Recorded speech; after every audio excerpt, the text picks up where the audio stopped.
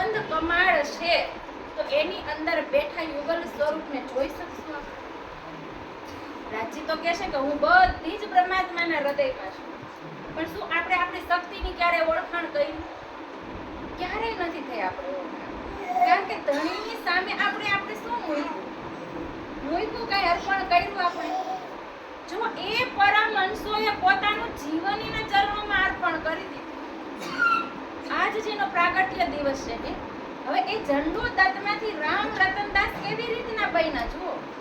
એની એક એક જીવનીને આપણે યાદ કરીને સાંભળશું ને, ત્યારે આપણે ખબર પડશે કે જે પ્રેમ કા ચાંદ પૂજ્ય સ્વામીજીએ લખ્યો ને, એની અંદર એ મૈડા નથી, પણ છતાંય એને જો એની સ્થિતિને કેવી રીતના વર્ણવી દીધી કે જે આપણે વિસ્તારથી જો એને સાંભળવી હોય ને, તો કીધું કે પ્રાણનાથજી વાણી યુટ્યુબ ચેનલની અંદર આખી એની જીવની એક ચર્ચાના રૂપમાં છે, અને એક પુસ્તકના રૂપમાં જો આપણે જોતી હોય ને, તો કીધું કે SPJIN જ્ઞાનપીઠની અંદર એ વેબસાઇટની અંદર એ પુસ્તક પણ એમાં છે, અને એની અંદર તો કીધું કે 2000 થી પણ વધારે 2200 થી પણ વધારે એવી ચર્ચાઓ છે કે જે એક બ્રહ્મ કોણ છે, એક કીધું કે પૂર્ણ બ્રહ્મ સચ્ચિદાનંદ પરમાત્મા કોણ છે ને, એના માટે સ્વામીજીએ એટલી બધી ચર્ચાઓ મૂકી દીધી કે તમે એક વર્ષમાં તમે એક વારી ચર્ચા ન સાંભળી,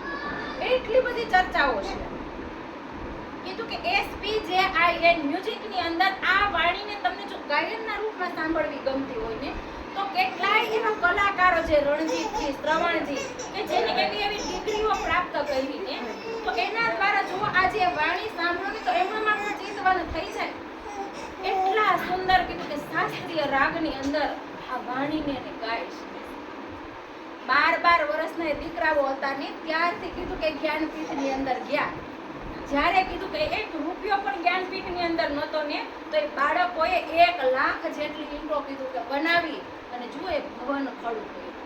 આજે ભવનની અંદર કેટલું સાહિત્ય છે, કીધું કે 1 કરોડનું તો એની અંદર સાહિત્ય ભર્યું છે, જેનો પ્રચાર કીધું કે કેવી રીતના જો આજે યાત્રાઓ કરી અને આજ બધાને સાહિત્ય આપે છે કે ભાઈ પરબ્રહ્મ કોણ છે, પૂર્ણ બ્રહ્મ કોણ છે. આ શરીરને છોડ્યા પછી આપણે ક્યાં જવાનું છે? જેને આપણે પરમાત્મા કહીશું, તો એ પરમાત્મા કોણ છે? તો કીધું કે એ ત્યાં સાહિત્ય કોઈ એવું નથી કે એની પાસે સાહિત્ય નહીં હોય. જ્ઞાનપીઠની અંદર એ આખા વિડીયો જ્યારે તમે સાંભળશો ને SPJIN ચેનલ ઉપર, ત્યારે તમને ખબર પડશે કે આ સ્વામીજીની અંદર એવી કઈ શક્તિ કાર્ય કરી રહી છે કે જે આજે આપણને નથી સમજાતું ને, એ સરળતાથી ચર્ચાઓ દ્વારા કીધું કે કેટલું તો એને સાધનાઓની અંદર જઈ અને સાહિત્ય લખી દીધું. મારો સુંદર સાથ કોઈ એવો શબ્દ ન હોય કે જે સમજી ન શકે. આ છે એવું દર્દ આપણે એને સાધના કરીને હમણાં એક નવો સુપર એવો સુંદર વિડીયો આવ્યો છે ને, તમે એને સાંભળજો કે એક વિદ્વાન કેવી રીતના ઊભા થયા છે. આજે અશોકજી કીધું કે જુઓ, વિજયજી, સૂર્યપ્રતાપ, ચંદ્રગુરુ, કિરણ માતાજી, એ કોના હસ્તક આજે કાર્ય કરી રહ્યા છે? કોનું એની અંદર તપ જો કાર્ય કરી રહ્યું છે? આપણે ક્યારે વિચાર કર્યો? આપણે શરીર અર્પણ નથી કરવું, આપણું ધન નથી અર્પણ કરવું, તો આપણે સ્વયં અર્પણ ન થાય તો કંઈક તો આપણે આપવું પડશે ને એને. કીધું કે આજે એ જ્ઞાનપીઠની અંદર જુઓ એ વાણી ગુંજી રહી છે કે જે વાણી આજે મંદિરોથી ગુંજવી જોઈને, એ વાણી આજે જ્ઞાનપીઠથી ગુંજી રહી છે. એ તારતમ વાણી કીધું કે આ સંસારની અંદર ખેલ જોવા માટે આવ્યા છે ને, તો આ ખેલ જોયા પછી જો આ સંસારને કઈ લાભ નહીં થાય, આની અંદર બેઠી જે ચેતન શક્તિ જીવને કઈ લાભ નહીં થાય, તો આ ખેલમાં આવવાનું આપણું શું કારણ? વ્યર્થ જ છે ને. જો આમાં જીવ બેઠો એ કબર, આ કબર જ છે. આજે આ શરીર છે ને, એ અજ્ઞાનતાની અંદર કીધું કે જીવ સૂતો છે ને, જો એ જીવ કીધું કે જ્યાં સુધી એક પરમાત્માની ઓળખાણ નહીં કરે ને, ત્યાં સુધી કે જીવનો આવાગમનનો ફેરો નહીં પડે. કદાચ નવધા ભક્તિ કરીને આપણે ગમે એટલી કરશું ને, તો પણ આપણને એ મોક્ષ નહીં મળે, પણ મળે જે કાયમી મુક્તિ છે ને, એ કાયમી મુક્તિ જ્યારે જીવને મળી જાય ને, ત્યારે આપણને અનુભવ થાય કે આપણો જીવ કંઈક એવો ભાગ્યશાળી હશે ને ત્યારે આપણે આ તારતમ વાણી બોલી છે. આ તારતમ વાણી આપણને એમણમ નથી પ્રાપ્ત થઈ. આજે કીધું કે જે વાણીના શબ્દને સાંભળવા માટે પણ ઋષિ મુનિઓ 28માં કલયુગની અંદર જન્મ લેવાનું થશે. કે જ્યારે એ બ્રહ્માત્માઓ આવે ને તો અમે મનુષ્ય તને તો નહીં પ્રાપ્ત કરી શકી, કારણ કે યોનિના બંધનને તમારે ફરતા ફરતા આવવું પડશે ને ત્યારે એ મનુષ્ય તન. તો 28માં કલયુગની અંદર કદાચ અમને એક એવો પથ્થર પણ બનાવી દેશો ને તો એ પથ્થરની સાથે કીધું કે એનો સ્પર્શ થઈ જશે ને તો અમને મુક્તિ મળી જાય. કેવું માંગે છે અને આપણે તો કેટલી વાર સ્પર્શ કરી લે. કીધું કે રાજ્યનું સાનિધ્ય આપણને પલ પલે મહેર વરસી રહેશે આપણી ઉપર. કીધું ને કે કઈ વિધ મહેર કરે તમે. આજે આપણે ચિતવનમાં ન બેસવું હોય તો રાજ્ય કેવી રીતના બેસાડી દે? 15 મિનિટ માટે બેસવું હોય ને તો એના માટે કે તું બેસ એકવાર. કોને જો? માત્ર માત્ર મને જો. સંસારને તો કીધું 24 કલાક આ દ્રષ્ટિથી જોઈશી ને ત્યારે આપણે તૃપ્ત થયા ખરા? તૃષ્ણાઓ આપણને મુક્ત નથી થવા દેતી. પણ કીધું કે એ અગ્નિ જેને સંસાર ધ્યાન કહે છે, રાજ્ય આપણને ચિત્તવન કરે. આપણા ચિત્તની વૃત્તિઓને ક્યાં લગાવે છે? પોતાની તરફ ખેંચે છે ને ત્યારે આપણે સમજવું કે જે આપણે વાહેદતની અંદર જે સુખ લઈ આવ્યા છે ને આજ એનો અનુભવ આ વાણી દ્વારા જો કરાવે છે. એક એક પ્રકરણની અંદર એક એક ચોપાઈની અંદર કેટલું બધું ગુહ્ય રહસ્ય હોય છે. આપણને એની કલ્પના પણ નથી કે રાજ્ય જે પાતશાહી બતાવી ગયા છે ને જે અક્ષર બ્રહ્મ કોનું સ્વરૂપ છે આપણને નથી ખબર કે એનું જ સ્વરૂપ એક બ્રહ્માંડ બનાવે છે, એનું જ સ્વરૂપ એક સ્વપ્નની અંદર પણ લીલા કરી રહ્યું છે. ખબર નથી આપણને. તારતમ વાણીએ જો આપણને ખબર પડી. કિરણની અંદર કેટલા પ્રકરણો કે બ્રહ્મને દર્શાવી.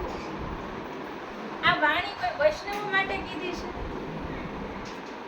કોના માટે કીધી છે?